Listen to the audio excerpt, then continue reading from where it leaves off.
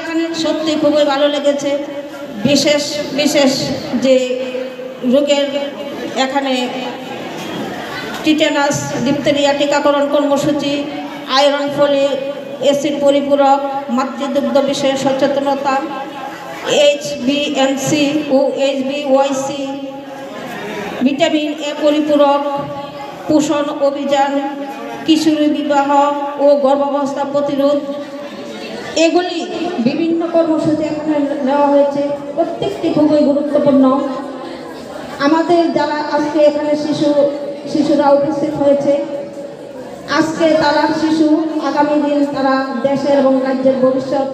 তাই সেই দিশায় আমাদের মুখ্যমন্ত্রী সেগুলি পালন করে চলেছেন।